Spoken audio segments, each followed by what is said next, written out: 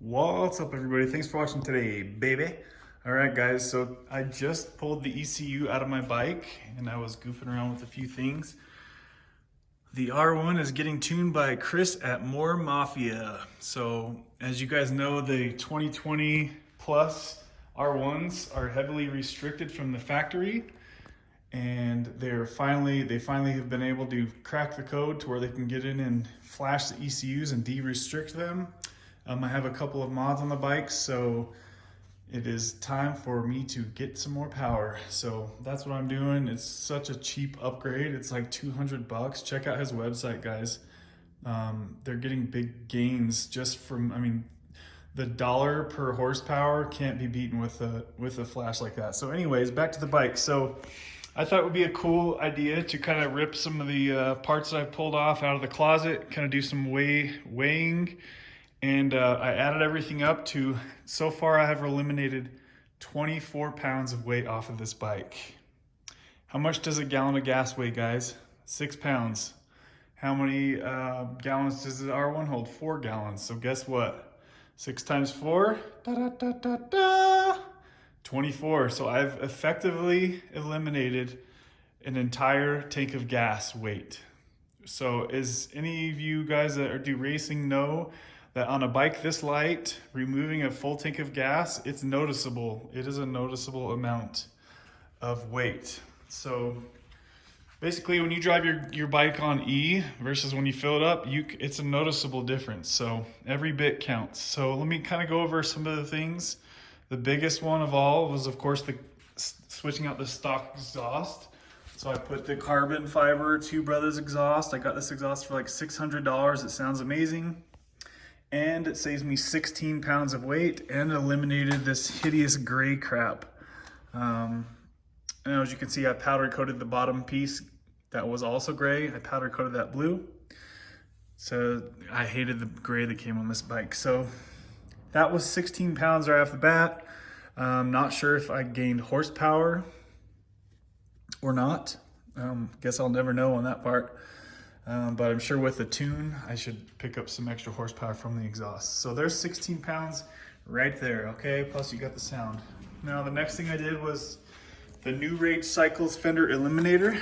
This piece weighs about 2.5 pounds. And the New Rage piece that went on the bike, that weighs less than half of a pound, okay? So there's an extra 2 pounds. Easy peasy. I took off the rear seat. Nobody rides on my bike, so I just took these out. These are a pound each with the bolts. So there's another 2 pounds. Okay, and then when you take off your exhaust valve, you no longer need this actuator, this servo, I guess you call it, and you no longer need the exhaust cable. So those were easily pulled out. I just recorded a video on that. I'm gonna post that soon. So this is another 2.5 pounds for this setup right here, okay? Also, this was a cosmetic appearance thing.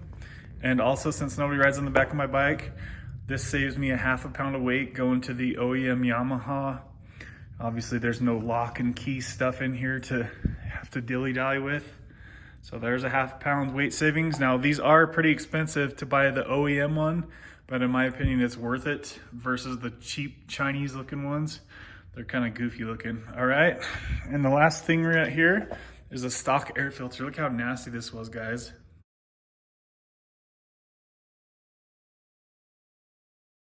I picked up a noticeable amount just putting in the Sprint air filter. I went with the Sprint, the street filter. I didn't want to do a full drag filter because they looked really kind of iffy. So that saved me an additional half pound. Also, I want to notice that look how small the opening is for the intake. That's your restriction. Not only the filter is thicker in there, but the intake, okay, with the Sprint filter, it was this entire size. I literally, guys, I picked up a noticeable amount of torque, especially lower end power with that Sprint filter upgrade. So for $100 something, I'm gonna say that's a must-have modification. So that saved another half pound. A couple other things that I do not have was the front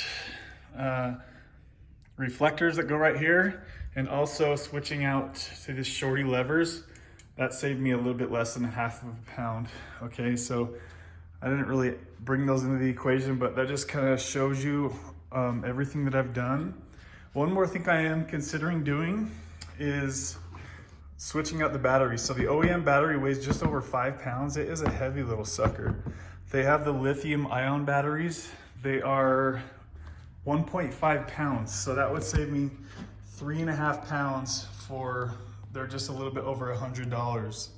So that's a pretty good, you know, and I'm a bigger guy.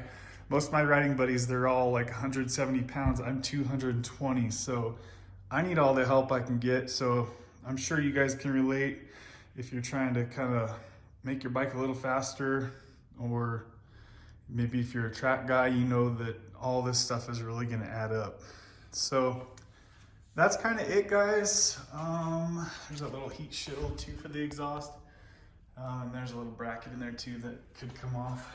Anyways, also I'm going to be able to remove the oxygen sensors, the O2 sensors, as soon as my tune gets in. That's probably another half pound for both of them. From here, that's kind of pretty much probably all I'm thinking I'll do. I wouldn't mind doing some carbon fiber wheels, but I do a lot of wheelies, so I'm kind of a little sketched out to be doing wheelies with carbon fiber wheels. Tell me what you guys think. Do you know of any anything about that? Is that too risky to be doing that? Wheelies, I do wheelies every day I ride this thing, so that's very important to me to be able to safely do them. I guess if you could call them safe somehow. But if there's anything that you guys can think of that I'm forgetting, obviously I could take off the mirrors for track purposes. If there's any other easy things that you could think of that I'm missing, put them in the comments, because I'm all ears for hearing of, you know. Oh, there was also a little, so I took the toolkit out, and then there was a little piece that went right here that holds some Allen wrenches. That came out as well. I took that out when I did the fender eliminator. So look how much room I have in here. This whole space was filled with the servo thing, and the cables were all right here. So now you can literally fit something in here if you still had access to your trunk. I don't, because I just mount this rear fairing on. So I'm not gonna get in here anyway, but if you needed to, you have all this room once you take out that exhaust servo setup. Comes out very easily. So yeah, that's kind of where the bike's at, guys. I hope this helps some of you out, kind of let you know what removes what and what you could expect. But I'm all about picking up any performance gains I can get. So thanks for watching, guys. Have a great day. Bye. And I'm back, and it is now next season. And over the winter, I did a few mods. The most recent one is right here. I did a aluminum 520 conversion kit. Okay, all black. 40, I went up 2 teeth in the rear, and I honestly believe this is the perfect gear setup for this bike. I didn't want to go too aggressive to where it's revving itself out too high on the freeway, because I do a lot of freeway riding.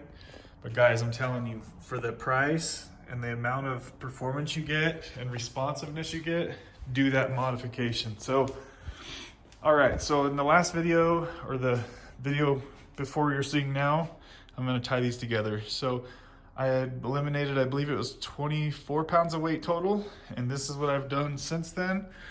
So the chain conversion setup, I was kind of surprised. I only saved 1.5 pounds of weight. Most of that was from the rear steel sprocket. The chain was pretty close to the same weight, even though this is a thicker chain, which was kind of surprising, but whatever. So 1.5 pound savings there. I did a lightweight lithium ion battery. This was about $115 on eBay. Very easy to install. This saved me 3.5 pounds, just a little bit under 3.5 pounds, but just for the sake of things, I'm kind of rounding. So 3.5 pounds. Okay, here we have the stock toolkit. The O2 sensors that I was able to take out once I got my ECU flashed, and the stock smog I did the block off plates to remove this. So this right here between these was an additional 2 pounds, okay? So we have 5 pounds between those two, plus 2 pounds, so plus 24. So that's 31 pounds total. From a stock bike to where I'm at now, I've removed 31 pounds, everything all together. It's critical for me to do that weight savings because I weigh about 220 pounds, about 240 with gear, okay?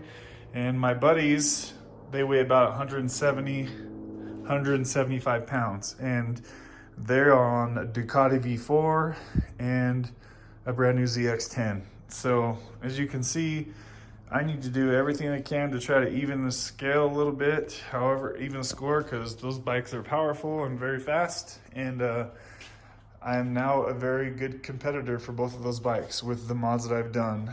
The flash, intake, the sprocket setup, the exhaust. It's like it's all coming together.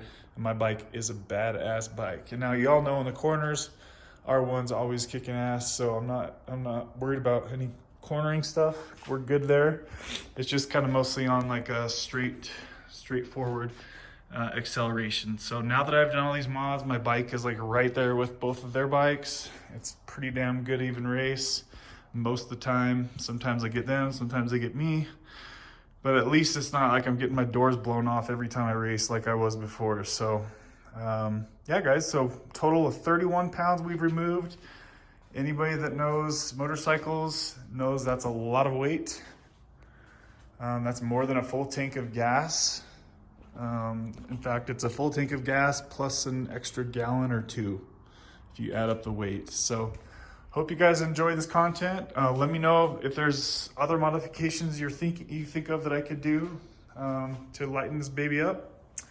And keep following along for more R1 content, guys.